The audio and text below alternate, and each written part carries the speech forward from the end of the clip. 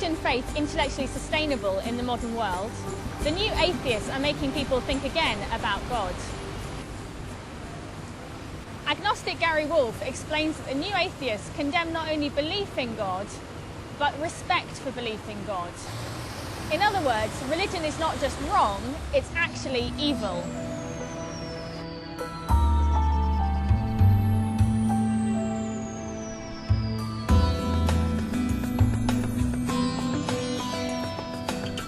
Leading new atheist Richard Dawkins claims that while being rational means basing your beliefs on scientific evidence, having faith means blind trust in the absence of evidence, even in the teeth of evidence.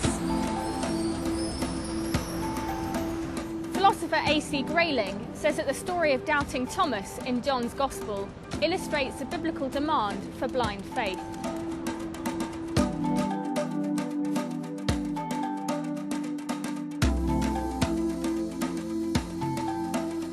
And if that's grounded, for example, in a text like Thomas, and we see that Jesus gives Thomas a mild rebuke, Thomas, all right, I'll show you this time, but it sure have been better if you had not asked for this, and blessed are those who believe but they've not seen. I cannot think of a text that refutes that more firmly than the text itself. In the Gospel of John, just for some starters, Jesus is held by Mary Magdalene, offers himself to be seen by the disciples, offers himself to be seen by Thomas, and Ignatius, an early source, tells us that they touched him. And then, blessed are they who have not seen and yet believed. I think in the context it's very, very clear, and this would be consistent with the rest of the New Testament, that it is belief based on testimony, and it's very clear, because then Jesus tells the disciples to go out and do likewise, take the gospel out, and to tell others about this. It would hardly be the sort of thing, I just don't even think you can find a verse in the Bible that would say, go out there and just tell them to have faith in the wind, or, faith in me without any witness whatsoever. Sounds as though Grayling's got the wrong end of the stick.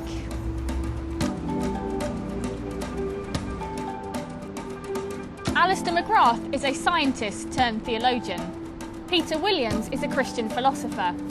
How would they define faith? The new atheists define faith as running away from reality, not thinking, the evasion of evidence. I think that's simply wrong. The reason I became a Christian was I used to be an atheist. I looked at the evidence very, very closely and decided simply atheism was wrong, Christianity was right. Using this reason, this thinking that they say I don't have, I decided to move from atheism to Christianity. Christian faith does not mean belief without evidence, let alone belief against evidence. Faith just means trust, and trust can be grounded in evidence. Jesus himself said to people that they could believe in him on the evidence of his miracles. Richard Dawkins, who is one of the leading representatives of New Atheism, argues that faith is a process of non-thinking. Religious believers, he says, are not allowed to justify their beliefs. I sometimes wonder what planet he's on. Writers like C.S. Lewis, Alvin Plantinga, and countless other writers have spent their professional careers showing not simply that there are many reasons for faith, but that there are excellent reasons for faith. So faith means the rational exercise of trust.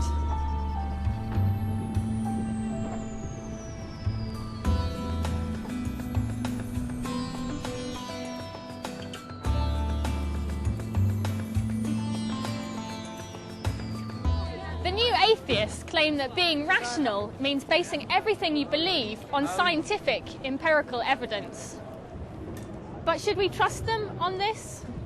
Many new atheist writers, like Richard Dawkins or indeed Daniel Dennett, will argue that science is the only basis of real belief. And I can see where they're coming from, but it really is simply not sustainable.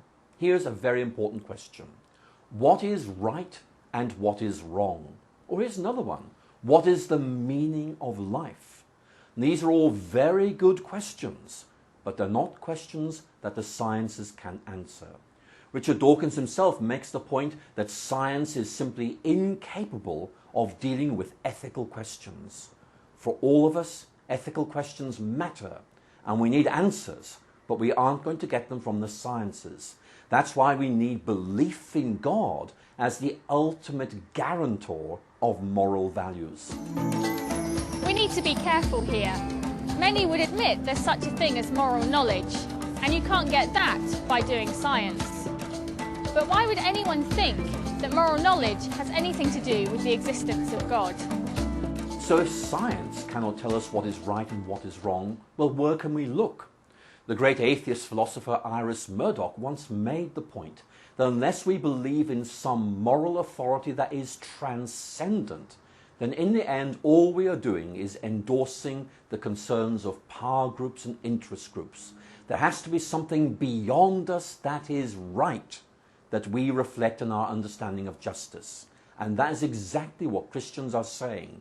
We don't invent right and wrong. We respond to what is already right and wrong. Well, many atheists would agree with Alistair McGrath that if there is no God, then there are no objective moral values.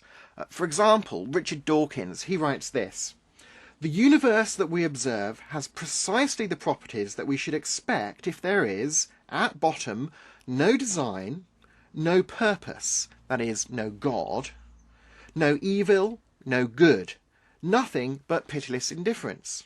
So Dawkins explicitly rejects the existence of objective moral values. But this rejection of objective moral values completely undermines his claim to be championing the objective value of being rational.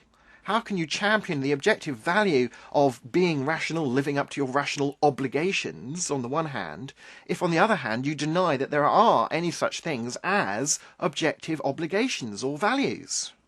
Williams thinks the new atheists contradict themselves in other ways as well. Well, I think that the new atheist account of rationality is self-contradictory on several counts. Their claim that in order for any truth claim you make to be justified, you've got to back it up with evidence. What is the evidence that they give for the truth of that claim? You can't. It's a philosophical claim, and it's a self-contradictory one. It's logically impossible to base every truth claim on evidence that justifies it.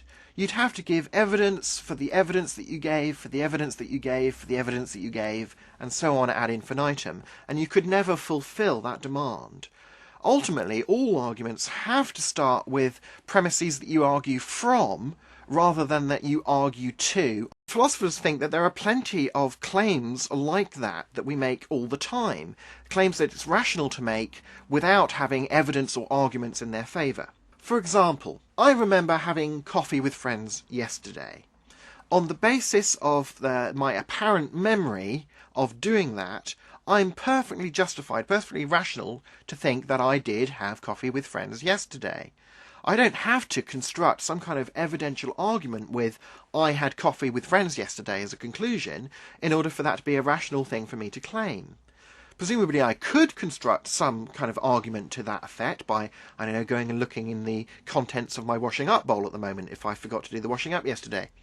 But I don't have to do that in order for my memory-based claim that I had coffee with friends yesterday to be perfectly reasonable. Think of it like this. If it looks like a duck and quacks like a duck and is swimming like a duck and so on, then it's probably a duck. And I'm perfectly rational to think that it is a duck just on the basis of my experience. I don't have to construct some kind of argument with "it's a duck" that I'm seeing as the conclusion in order for that thought of mine to be rational. Many philosophers think that belief in God is like my memory-based belief that I had coffee with friends yesterday, or my experiential belief that I'm looking at a duck. People who have the correct grounding experiences, the right religious experiences, could be perfectly rational on the basis of those experiences alone to conclude that there is a God, without having to construct some kind of argument with "there is a God" as a conclusion. The burden of proof would be on the people who want to say that despite your experiences, despite the appearance to you that there is a God, actually there isn't. And they'd have to construct some kind of argument to overwhelm the rationality of your experience-based belief, just as in the case with remembering having coffee with friends yesterday or thinking that you're looking at a duck. So the Christian faith is an inherently rational concept. Faith means trust, and that trust can be grounded both in experience and evidence. Perhaps it's the new atheists who are anti-rational, because they define rationality in such narrow, self-contradictory terms.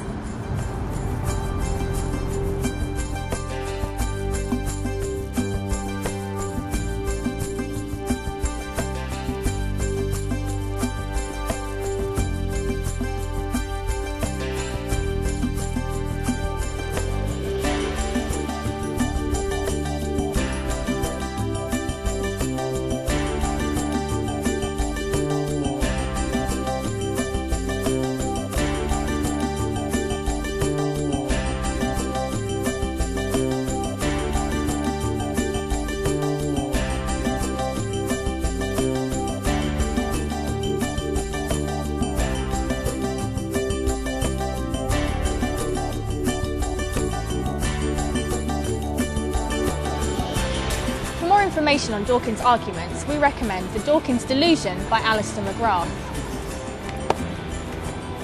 Why There Almost Certainly Is a God by Keith Ward, and for a broader sweep on the new atheists, A Skeptic's Guide to Atheism by Peter Williams.